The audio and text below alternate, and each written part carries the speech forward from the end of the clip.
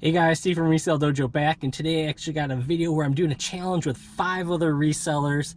This is going to be a fun one where we were each challenged to do a category that is not our normal bread and butter. We gave each other 2 weeks and $50 to see who could find the most profit over that amount of time within that category. Now we have some awesome people doing this challenge with me. We got Phlipper, we got Adventures with Victoria, we got Baldypal, we have Larry, and we have Tink as well. And each of us was given a category that's not normally in our wheelhouse, and we needed to see how much product that we could find to make the greatest amount of ROI in the 2-week time period. So right now I am super light on product. I'm going to show you guys all the stuff that I've found so far. I've recorded it.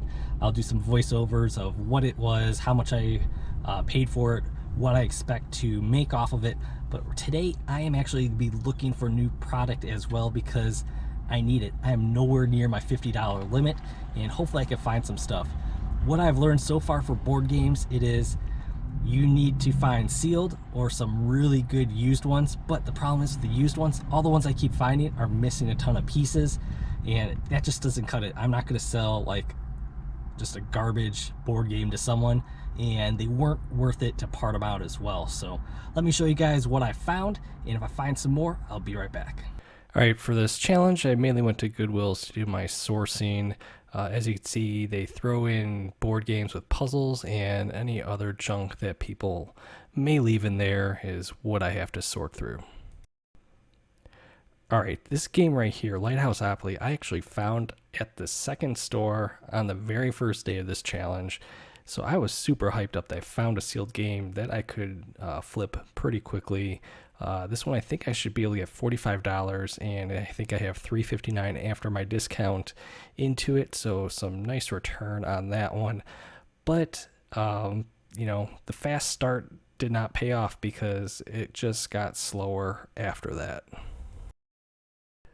This London board game here was another cool find. I spent $2.49 on it, and I think I should be able to get $50. I am the only one in the US that actually has this one listed, and so I should be able to get at least 50, maybe even 60 for it. Just wanted to show you guys even more of the garbage games I'm going through. Now, there's always a ton of games, but there's not much profit in a lot of them. This Trivial Pursuit one is not a huge score. It should go for between 20 and 25 bucks, but it will fit in a padded flat rate envelope, so I'll be able to ship it for like less than $8.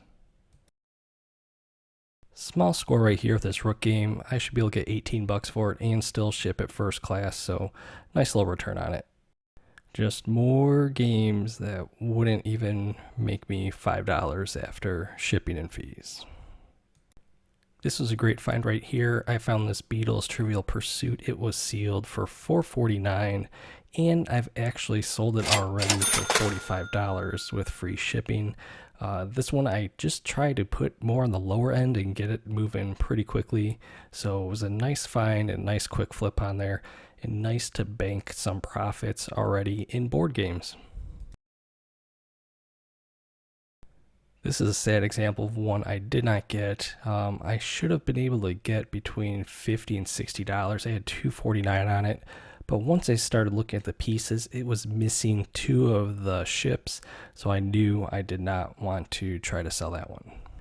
Here's another one that I passed on, this Landslide game. I think it's from the 70s. Now, if it was complete, I would have been able to get, I think, 50 to 60 for it, but it was missing some pieces, so I passed on it.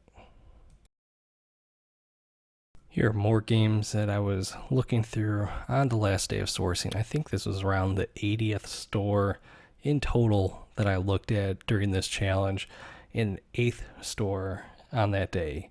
Fortunately, I was able to find something just a few seconds later. I couldn't believe I actually found this one in the very last store of the challenge for $2.49. This one should go for about $50 since all those pieces are still sealed in there.